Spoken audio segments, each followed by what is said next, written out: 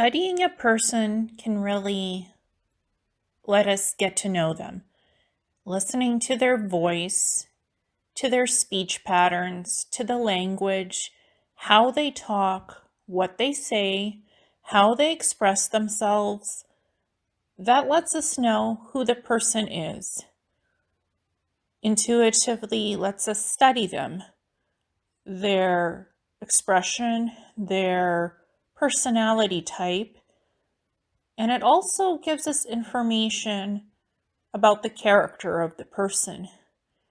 Through their voice, through their speech, you do get a glimpse of the inner person and the outer person, who they are, what they stand for, what information they bring, their values, their ideas, looking at their facial expression, studying their body movements, body language, their intonation, how they move, how they project themselves, studying their eyes, what expressions are they showing, what information are they bringing in, having an up-close zooming in on the person on the screen when they're talking or when they're interacting with you can give you and provide you with a lot of information about the personality of the person, their character, their soul, and what they're vibrating to us,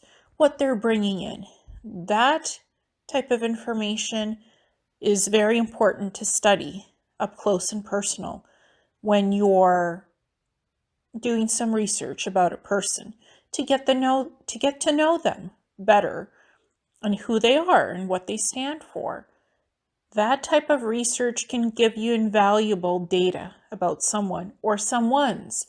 If this is a group effort or one-on-one interview conversation, you can get a lot of information by studying people. Literally, what they're bringing to the table. Body language, facial expression, speech, tone, what's coming through their eyes, literally, because the eyes are the depth of the soul, a gateway to the soul.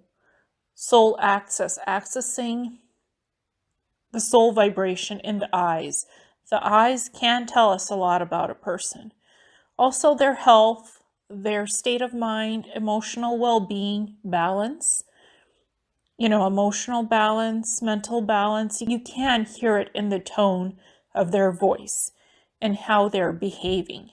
Those are all characteristics we can study to get to know somebody, whether it's physical interaction, through online interactions, also how the person writes and speaks, what they tell you, how they're presenting themselves to you. That's really telling you something about them. How well can they speak? How well can they write? What's their background story? Are they a healer? Are they a teacher? Are they an intuitive, a psychic? Are they an author? Are they a writer, a poet? Are they expressing interesting ideas? Are they a futurist? Are they a talk show host? Are they a reporter, an investigative journalist? Are they a UFO experiencer? Are they a ufologist, an abductee, another type of an experiencer, an investigator of the supernatural, the paranormal? Are they a hypnotherapist? Who are they? Are they something else completely? Talking to them, doing a pre-talk, getting to know them before interviews and a more private conversation in the background can help us to get to know others very well and much better. If this is a new person, or even if it's a person you know pretty well, doing a talk with them, planning things out before doing a show or agreeing to something can really help you to be on the same level, in agreement with what your ideas are, plans, projects together.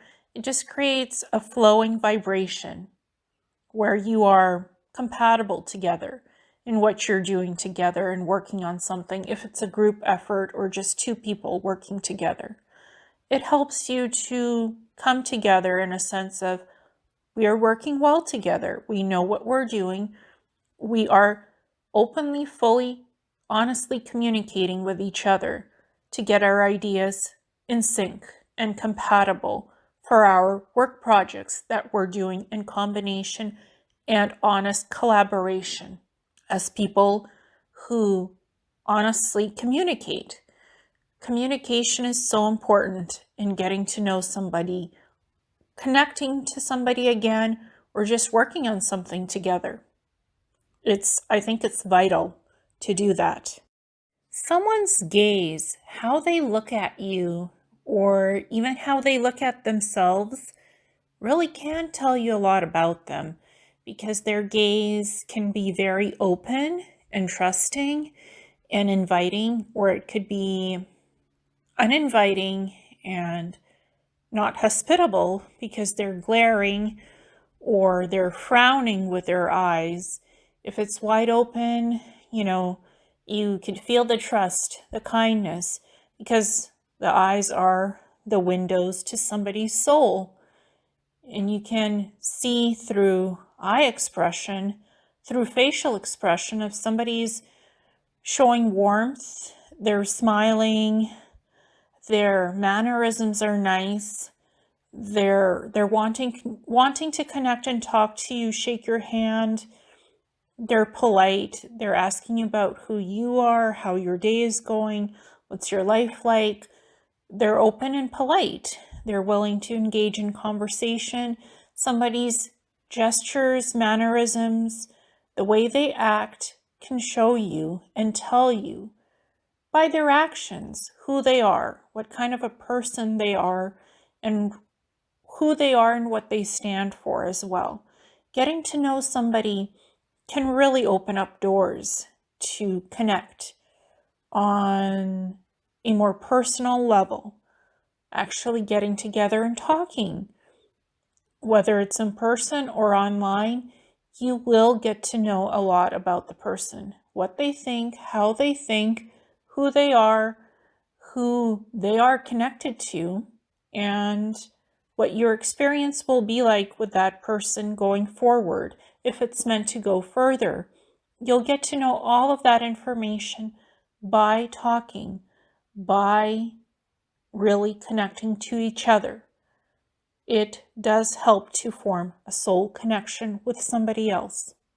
And I think it does work when you really get to know somebody else and take the time to talk to them, to get to know them, and to understand them for who they really are, and if they vibrate with you. And it's okay if they don't as well. You still get to know a person, you communicate, you talk, you share ideas, and you get to learn something new. Whatever you're meant to learn from that interaction, you will learn it in your own time, and it will be something that's valuable and important, perhaps, that you were meant to connect to somebody and share something and understand something from each other.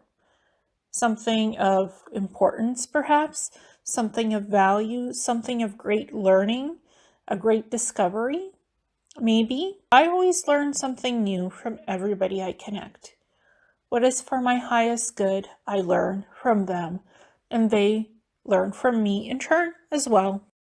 Listening to somebody and really hearing their voice, what they're saying, it allows us to get a lot of meaning and understanding and what that person is communicating to us. Because again, that tone of voice, it can project anything. It could project the truth in it, or lies, falsehoods. It could bring clarity, or it could bring confusion.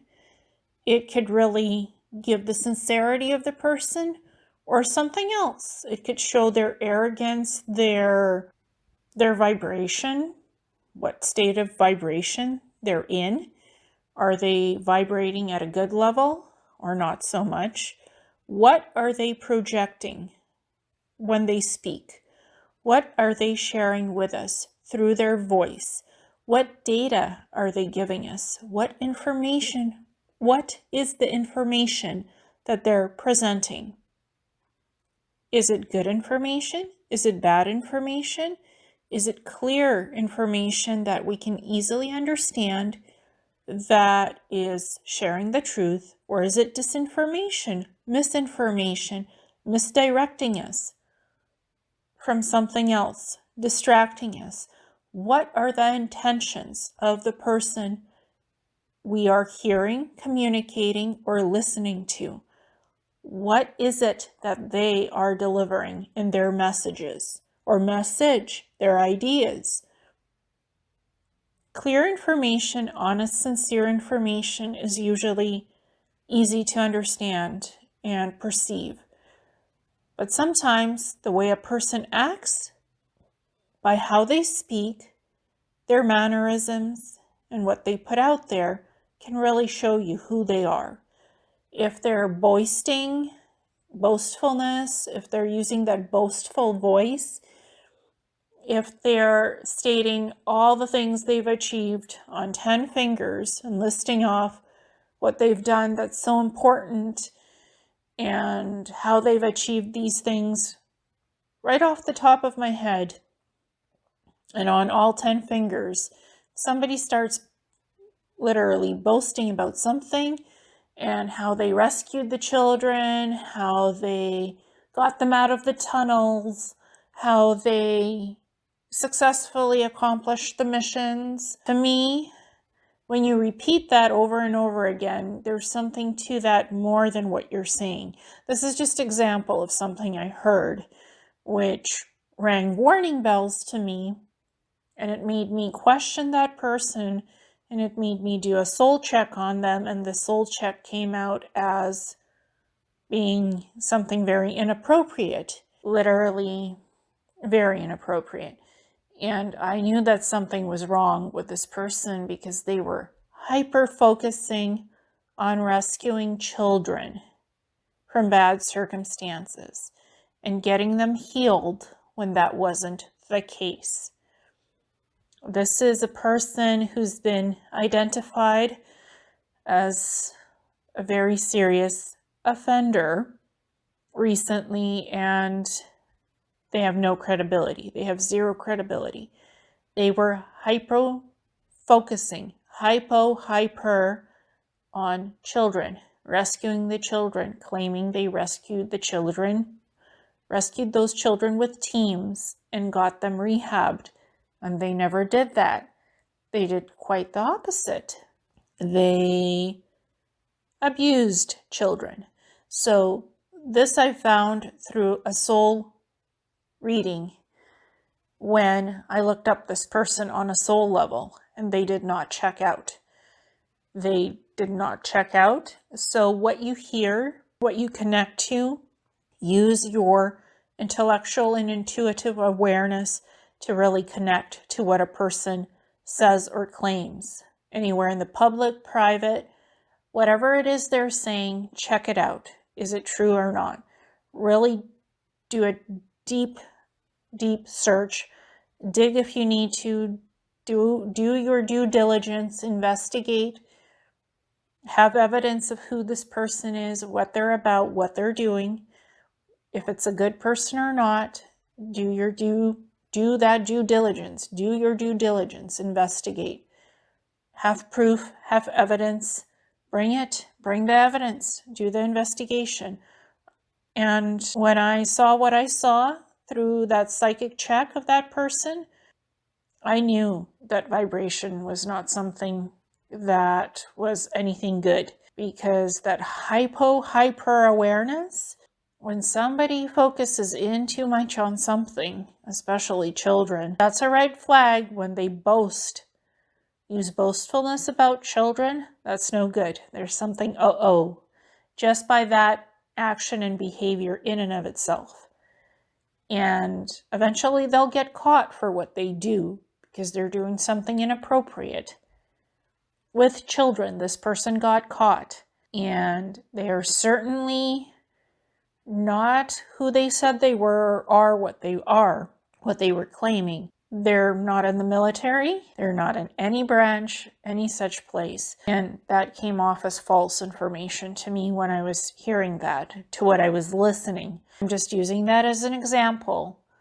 But be careful when you're listening to somebody. Listen to them deeply and be careful in what you're getting back as responses. If something rings as being off to you, there might be something to that, actually. There might be some truth in what rings wrong to you in your understanding of the person. And there's something more to look into and investigate. Take your time with it. Do the investigation. Do your due diligence. But do careful studies of people and how you connect. To who, to whom, to who, and why. What do these people represent? Who are they? Are they the truthers? Are they being genuine or truthful? Or is there something else behind the person based on what they've said and done? What they've told everybody, the world. Check them out. Do some research.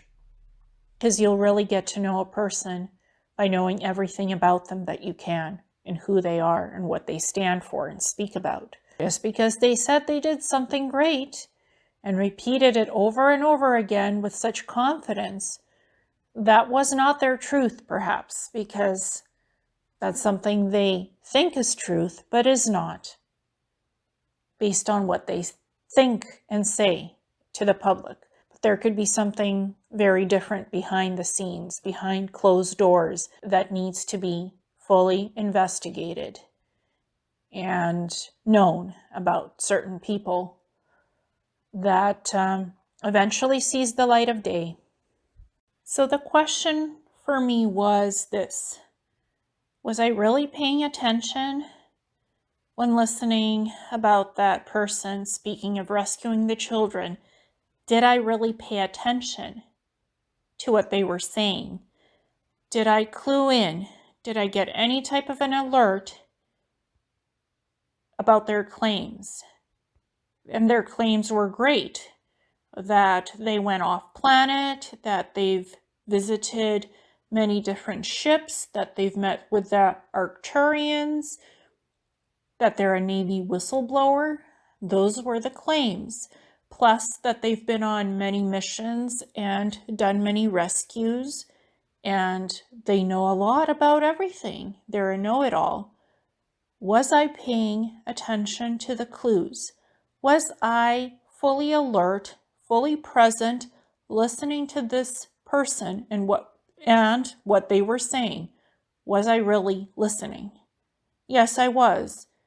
And I was questioning a lot of what they were saying. Is that true or not? Plus, again, the red flags were going off. Warning signs, again, paying attention to too much stuff about children, what they were saying. They paid way too much attention to what they said, speaking about children. Hyper-awareness of children. This was the first thing that clued me in that something is not quite right about this man. Talking about all the glorious valor that they did and who they rescued and why, when they did quite the opposite. I did pay attention. I was fully present, listening to what that person said. And that is literally what clued me in to look into their soul record and check them out. If I hadn't done that,